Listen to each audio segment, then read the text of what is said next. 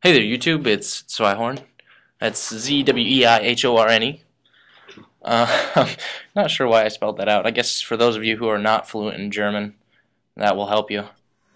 This is a game of Domination on launch. I'm going to be using the Ak74u with grip, sleight of hand, lightweight, and I believe ninja.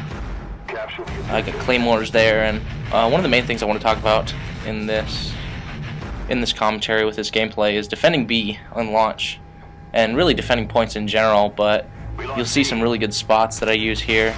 My pre-nades there save my life. And I actually get one guy helping me out here capturing the point. Usually with 6v6 domination you can pretty easily take B with two people, and that's just because they don't take that's a nice little nifty spot there. If you don't know, you can go all the way across the stairwells on that little pipe. But generally they don't send a whole lot of people to B, so you can usually take it with about one or two people as long as you play well. One thing I stress in this is if you watch my radar up in the top left, you can see where people are going to come, and I kind of aim fail there. I let him know that I'm there before I can get the kill, but that's alright because he ends up dying. As long as you're smart and you use everything, here you see me whoring my turtle beaches. As long as you're smart and you use all your senses and you use your radar, you can actually do pretty well defending a point by yourself.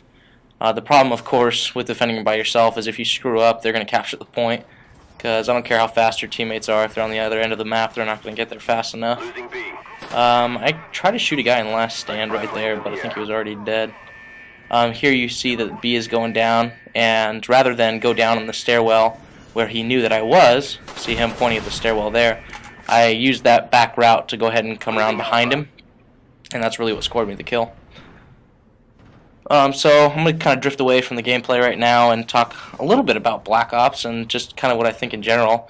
In general, I think this game is really, really cool. It's a pretty good version of Modern Warfare 2, or I guess it's not a version, but an upgrade on Modern Warfare 2. And here I get a little bit too aggressive against a guy with a freaking shotgun, and I decided to try to rush and knife him, and you see how that works out. I probably wouldn't end up getting a chopper gunner if I wouldn't have done that.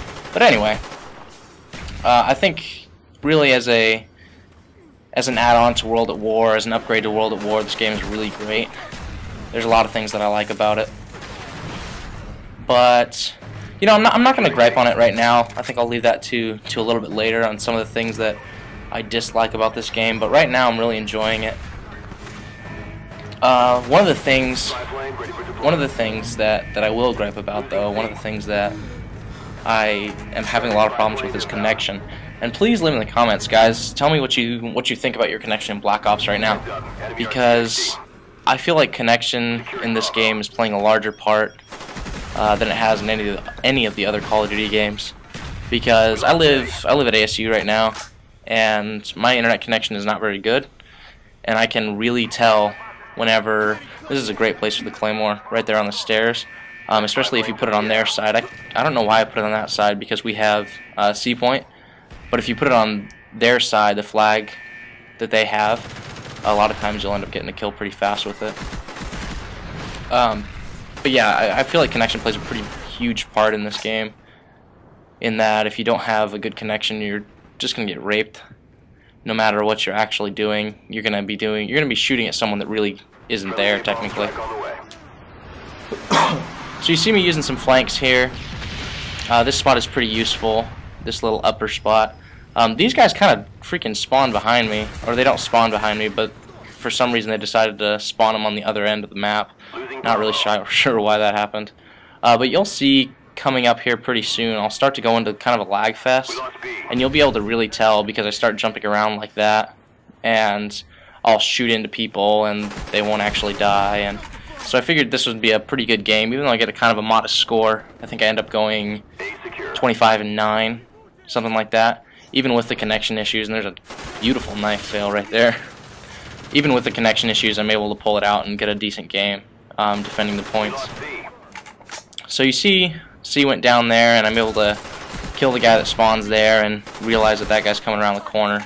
Get a nice little double. C, a lot of people like to hide in this corner right here when they're capturing the flag.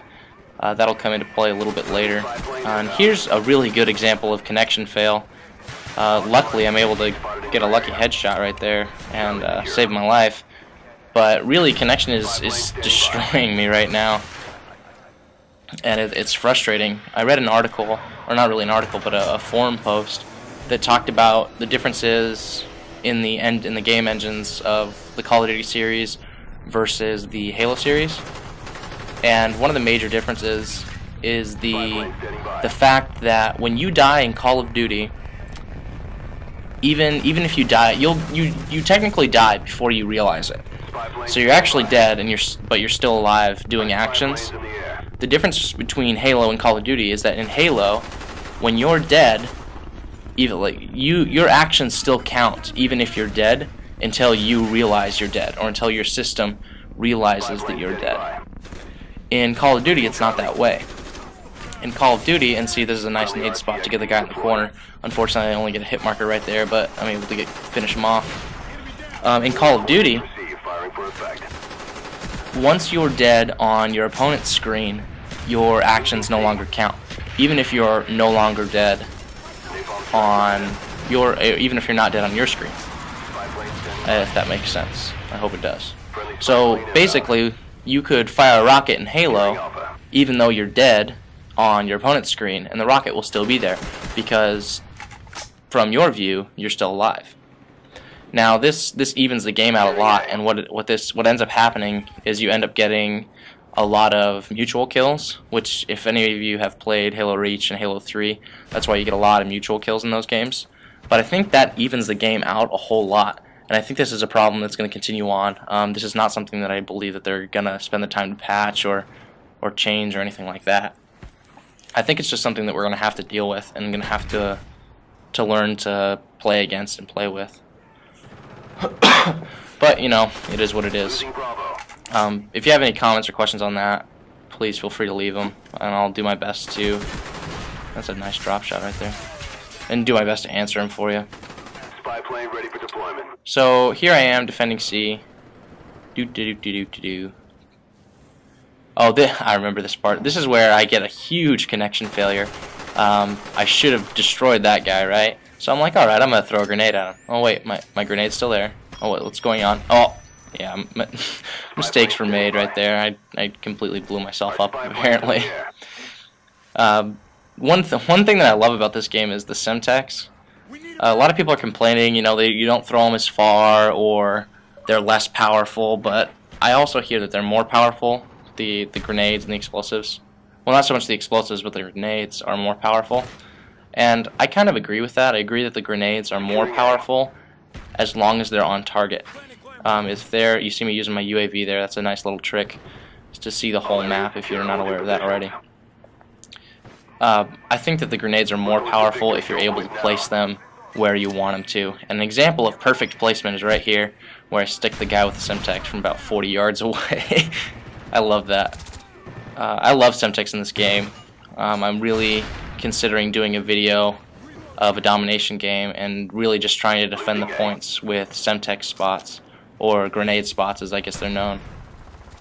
I find myself to be able to sort of predict where grenade spots are going to be, and if you play domination or really any type of objective game, you know that knowing the grenade spots, not just off the spawn, but grenade spots that you can use throughout the game is really invaluable. We have quite a big lead here. I think that's 194 to 110.